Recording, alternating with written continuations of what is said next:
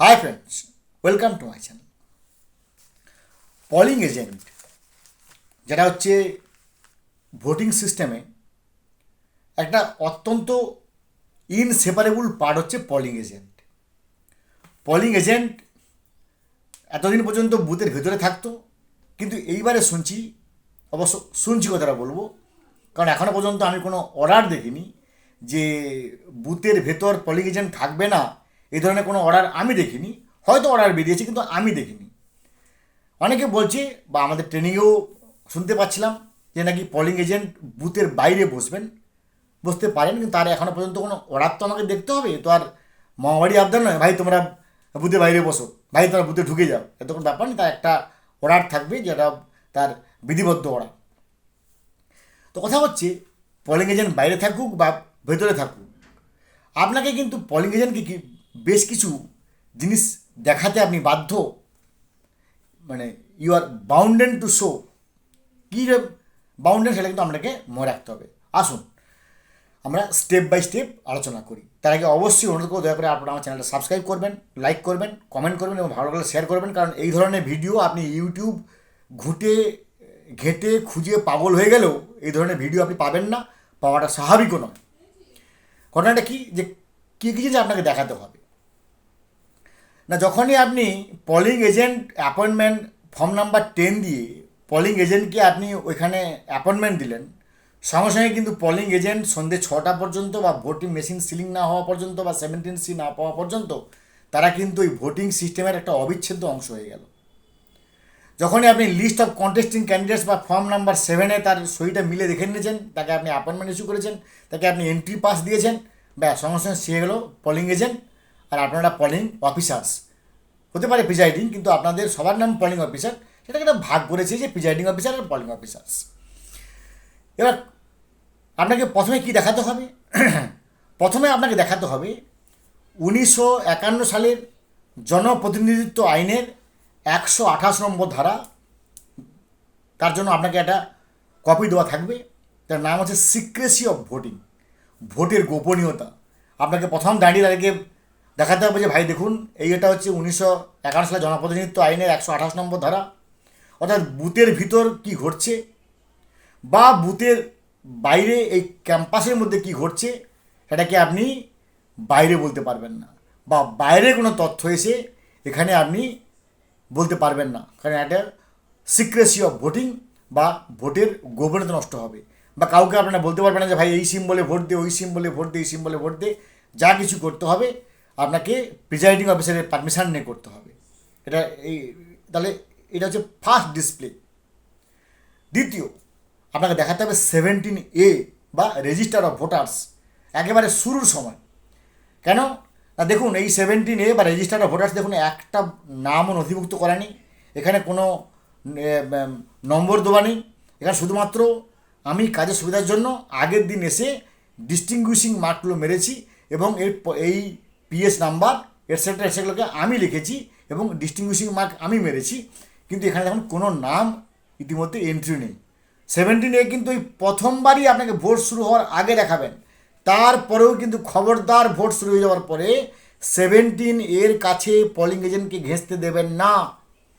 কারণ তাদের শুধু অধিকারটা কী আছে না, 2 ঘন্টা অন্তর যখন ভোট হয়ে যাবে তার টোটালটা জানার অধিকার আছে, টোটালটা এসে দেখতে পারে।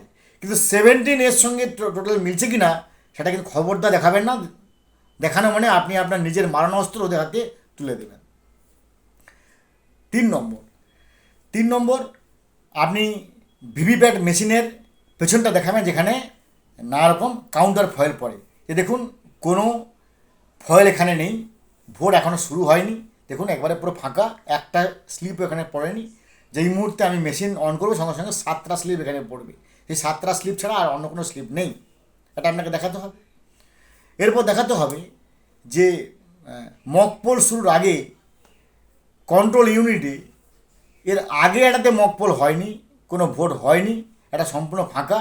রেজাল্ট অর্থাৎ ক্লোজ, রেজাল্ট ক্লিয়ার, এটা আপনাকে করে দেখাতে হবে। দেখুন রেজাল্ট সবগুলো প্রার্থীর নাম 0000, আর ভোট পোল্ড হয়েছে 00, কারণ যেহেতু এটা এখনও পর্যন্ত ব্যবহার হয়নি, এটা আপনাকে দেখাতে হবে। তাহলে 1 2 3 4 এবার 5 নম্বর, ওই যে বললাম 2 ঘন্টা অন্তর সে মেশিনটা এসে চেক করতে পারে যে 2 ঘন্টা অন্তর কত ভোট পড়েছে। কিন্তু কখনোই তিনি এ প্রশ্ন করতে পারবেন না বা তাকে এ প্রশ্ন করার সুযোগ দেবেন না যে আপনাদের 17 সঙ্গে কি মিলেছে, 17 সঙ্গে কি মেশিনে মিলছে, দেখি 17 এতে কত আছে, দেখি মেশিন। নো, তাকে আপনি সেই অধিকার দেবেন না। No mercy will be accepted. এটাকে আপনি বারবার মাথায় খেয়াল রেখে নেন। 17 কাছে পলিং এজেন্টকে ঘেঁষতে দেবেন না, কারণ 17 সঙ্গে মেশিনের একটা ডিসক্রিপেন্সি হতে পারে, এবং সেটা হলে আপনি কি করবেন সেটা আমার চ্যানেলে গিয়ে স্ক্রল আপ স্ক্রল ডাউন করে আপনি দেখে নিতে পারবেন।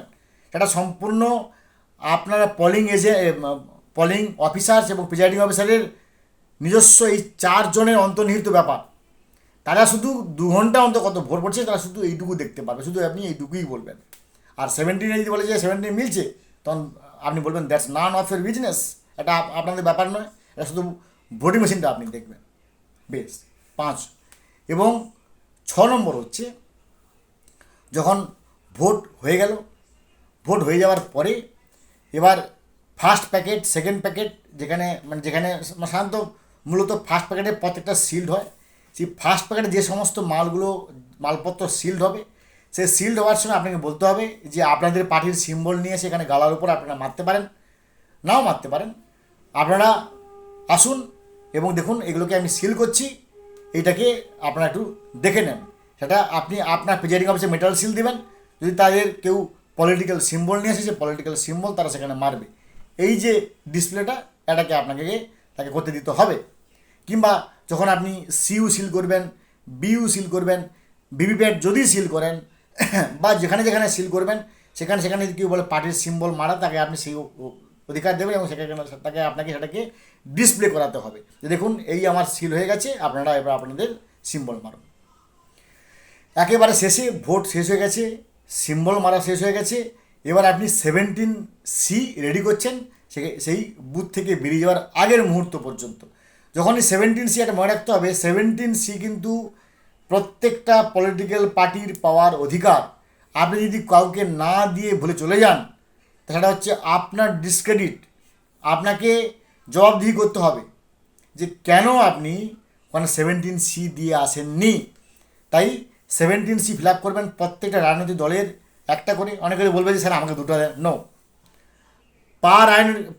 পার পলিটিক্যাল পার্টি একটা করে 17C ইস্যু করবেন। আর একটা 17Cকে আপনি মেশিনের সঙ্গে সিউর সঙ্গে সুতোতে বেঁধে দেবেন। বেঁধে দিয়ে ওনাদেরকে বলবেন যে দেখুন এখানে 17C বেঁধে দিলাম, কাউন্টিংয়ের দিন আপনারা দেখবেন যেভাবে আমি বাঁধছি সেভাবে বাঁধা আছে কি না, এটাও আপনাকে দেখাতে হবে। অর্থাৎ 17C একটা প্রত্যেকটা পলিটিক্যাল পার্টি পেলো, ধরো 5টা পলিটিক্যাল পার্টি 5টা 17C নেবে। একটা 17Cকে আপনি সুতো দিয়ে মেশিন সিউর সঙ্গে বাঁধবেন, তাকে বলবেন দেখুন এটাকে আমি বাঁধলাম, কাউন্টিংয়ের দিন আপনারা দেখবেন এইভাবে বাঁধা আছে কি না। আর একটা 17C সিল্ড বানাবেন, রিসিভিংয়ে নেবে। এটা 17C আনসিল্ড নেবে ওই রিসিভিংয়ে নেওয়ার জন্য। আর একটা 17C আপনি নিজে আপনাকে বাঁচানোর জন্য নিয়ে আসবেন। কেন বলছি আপনাকে বাঁচানোর জন্য? না, অনেক সময় 17C ম্যানিপুলেশন হয়। যদি 17C আপনি আপনার কাছে রাখেন, দেখুন স্যার এই তো আমার কাছে 17C, আমি এটা দিয়ে এসেছি, কিন্তু ধরুন আপনি দিয়েছেন 525টা ভোট, দেখা গেলো কেউ হয়তো 535 করে দিয়েছে, করতেই পারে। তার জন্য কিন্তু আপনি যদি আপনার 17C থাকে যে দেখুন এই 17C আমি দিয়ে এসেছি, তার একটা কপি আমি নিয়ে এসেছি, এটা আপনাকে বাঁচানোর জন্য নিয়ে আসতে হবে। আশা করি বুঝতে পেরেছেন। যদি এরপর কোনো প্রশ্ন হয় আপনি করুন, আমি যথাবিহিত আমার বিচার এবং বিশ্লেষণ নিয়ে উত্তর দেওয়ার চেষ্টা করব। এবং এখানে সর্বোপরি মনে রাখতে হবে যে পলিং এজেন্ট আপনার অবশ্যই বন্ধু। কোনো সমস্যা হলে সেই পলিং এজেন্টের সঙ্গে আপনি আলোচনা করবেন, তাদেরকে আপনি বলবেন কি হবে না হবে, কিন্তু কখনোই সেই সব আলোচনা করবেন না যেই সব আলোচনাতে আপনার বিপদ আপনার সামনে উঁকি মারবে। ধরুন 17 সঙ্গে মেশিনের ভোট মিলেনি, 514 দেখাচ্ছে 17A আর 515 দেখাচ্ছে ভোটিং মেশিন। আপনি পলিংকে বললেন স্যার আমার তো এরকম মিলছে না, কী করবো? এটা বলা মানে সঙ্গে সঙ্গে আপনি মারণ অস্ত্র হাতে তুলে দিলেন, হ্যাঁ মিলেনি, কী ব্যাপার, কেন মিলেনি? তার মানে সঙ্গে সঙ্গে এটা বাইরে চাউর হয়ে যাবে। তাই যখনই কোনো ইন্টারিম ব্যাপার, সেটা শুধুমাত্র ফার্স্ট পলিং, আপনি সেকেন্ড পলিং থার্ড পলিংয়ের সঙ্গে আলোচনা করুন। আর কারোর সঙ্গে আলোচনা করবেন না। ভালো থাকুন, have a good day, thanks.